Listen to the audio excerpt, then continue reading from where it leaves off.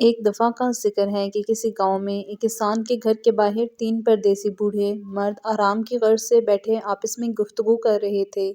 کسان کی بیوی نے 3 پردیسی افراد کو دیکھا تو اس کے دل میں آیا کہ یہ تینوں لمبے سفر سے آئے لگتے ہیں اور بھوکے ہوں گے، چنانچہ وہ انہیں کھانے کی دعوت دینے گئی۔ کسان کی بیوی نے تینوں کو کھانے کی دعوت دی تو ایک بوڑھا بولا، کیا آپ کے گھر میں آپ کا شوہر یا رشتہ دار کوئی اور مرد موجود ہے؟ کسان کی بیوی بولی، میرا شوہر کھیتوں میں ہل چلانے گیا ہے اور وہ شام کو واپس لوٹے گا۔ بوڑھے نے عورت کی بات سن کر جواب دیا، پھر ہم آپ کے گھر کھانا کھانے نہیں آ سکتے، کیونکہ ہم صرف اسی گھر میں کھانا کھانے جاتے ہیں جہاں کوئی مرد موجود ہو۔ بوڑھے کے جواب پر کسان کی بیوی واپس گھر لوٹ آئی اور اپنے روزمرہ کے کاموں میں مشغول ہو گئی۔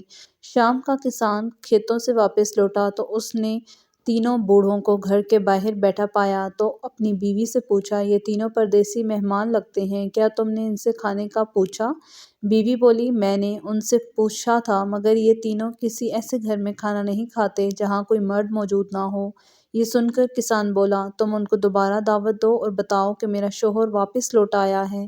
کسان کی بیوی دوبارہ تینوں کے پاس گئی اور بولی کہ میرا شوہر گھر واپس لوٹ آیا ہے، اب آپ تشریف لے آئیں اور کھانے پر ہمارے مہمان بنیں، اس سے ہمیں بہت خوشی ہوگی۔ کسان کی بیوی کی بات سن کر بوڑھا بولا، ہم تینوں اکٹھے تمہارے گھر کھانا کھانے نہیں آ سکتے، تمہیں چاہیے ہم تینوں میں سے کسی ایک کو اپنے ساتھ لے جاؤ اور کھانا کھلا دو۔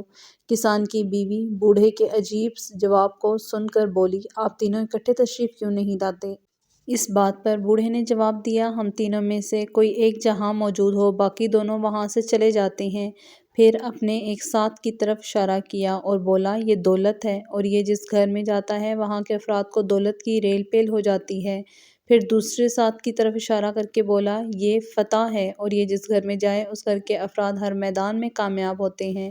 پھر بولا، میں محبت ہوں، میں جہاں چلا جاؤں وہاں کے مکینوں کے دل محبت سے لبریز ہو جاتے ہیں، اس لیے تم گھر جاؤ اور مشورہ کرو کہ تمہیں ہم میں سے کس کی ضرورت ہے۔